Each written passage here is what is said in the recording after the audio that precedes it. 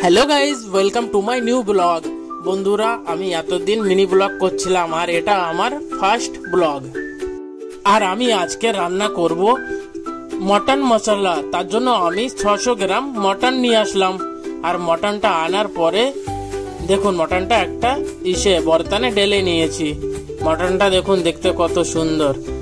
আর এবার আমি মটনটা সাফ করে ভালো করে ওয়াশ করে নিব। আর মটনটা বেশিক্ষণ জলে ভিজায় রাখবো না, তার জন্য জলদি ধুয়ে উঠিয়ে নেব। আর মটনটা আমি দুবারই ধুয়ে নিলাম। বন্ধুরা, আজকে মটনটা আমি রান্না করব আমার স্টাইলে, যেন খেতে খুব স্বাদ হয়। এই মটন রান্না ভিডিওটা কেউ স্কিপ করবেন না, স্কিপ করলে বুঝতে পারবেন না। তার জন্য পুরো ভিডিওতে বানিয়ে রাখুন।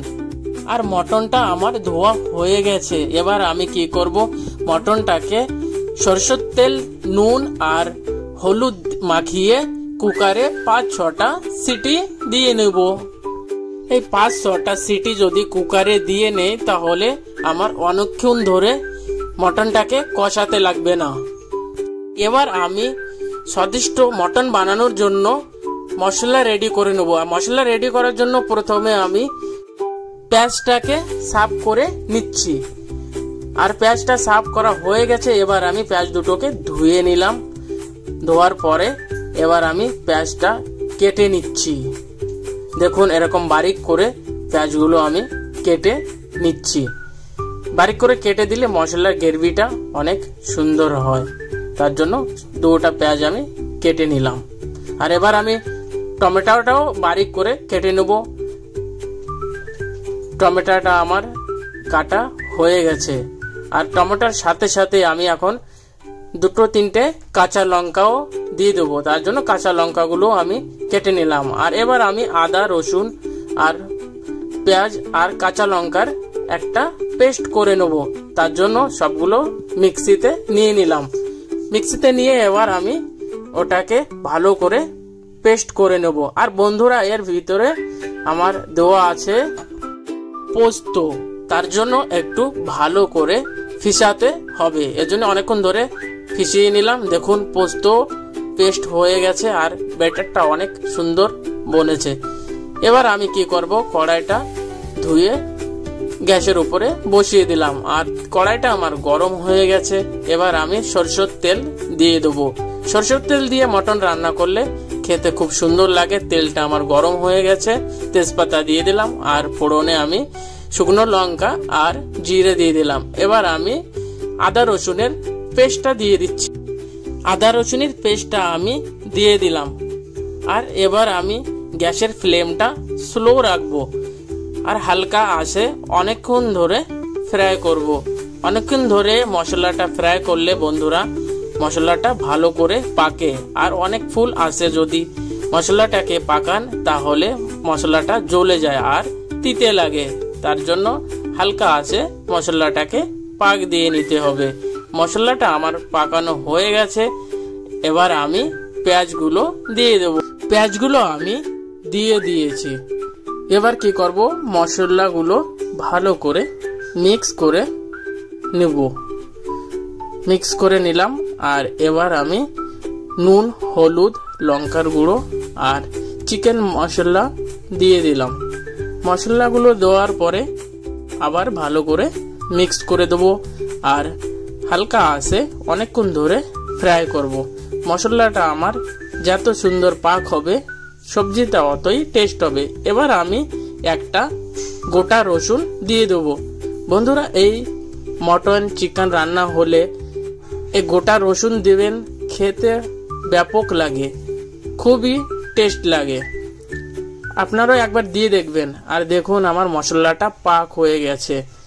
এবার আমি মশলাটা ভালো করে পাল্টিয়ে দেবো। আর মশলার ভিতরে একটু মটনের তেল দিয়ে দিলাম।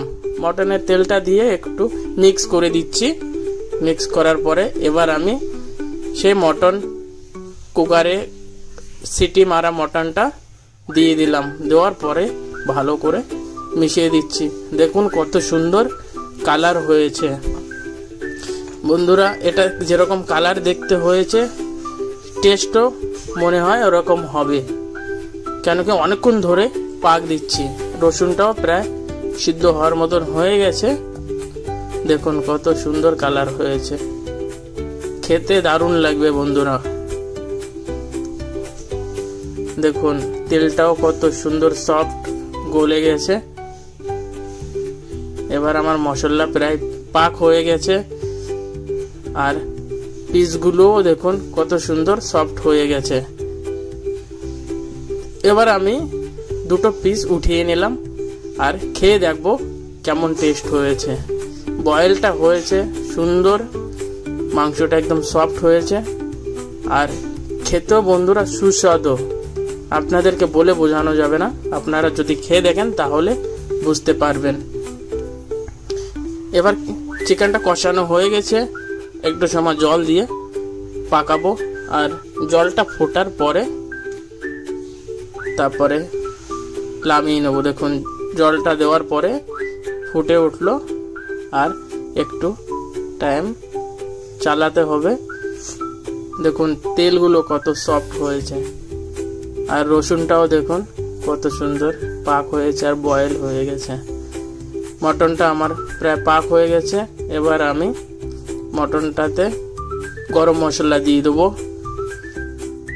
গরম মশলাটা দিয়ে ভালো করে একটু মিক্স করে দেবো। 2 চামচ গরম মশলা দিয়ে দিলাম, ঘরে বানানো গরম মশলা, আর মিক্স করে দিলাম। এই মশলাটা ঘরে বানানো টেস্টটা খুব ভালোই হয়, টেস্টটা চিকতে গন্ধটা খুব ভালো হয়। আর এবার আমি ধনের পাতাটা দিয়ে দিলাম। ধনের পাতা দিয়ে ভালো করে মিক্স করে এবার বন্ধ করে দেবো। মটন রান্না আমার হয়ে গেছে। এবার গ্যাসটা আমি বন্ধ করে দিলাম। দেখুন বন্ধুরা মটনটা কত সুন্দর পাক হয়েছে। গ্রেভিটা অনেকেও রাখিনি, হালকা হালকা রেখেছি।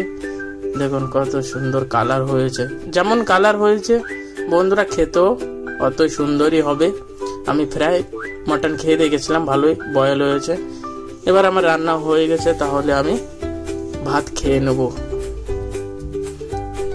ভাত আমার খুব খিদে পেয়েছে, ভাতটা খেয়ে নেব।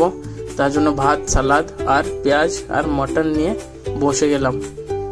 অনেকক্ষণ ধরে রান্না করেছি, খিদে পেয়েছে।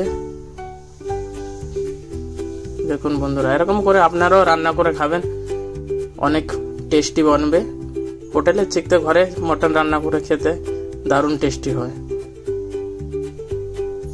তাহলে বন্ধুরা আজকে ভিডিও এই পর্যন্ত থাকলো। এটা আমার প্রথম ব্লগ, আর এতদিন আমি মিনি ব্লগ করেছি। বন্ধুরা আপনাদেরকে যদি ভালো লাগে তাহলে সাপোর্ট করবেন, আর লাইক, শেয়ার, সাবস্ক্রাইব করে দেবেন। তাহলে দেখা হচ্ছে নেক্সট ভিডিও।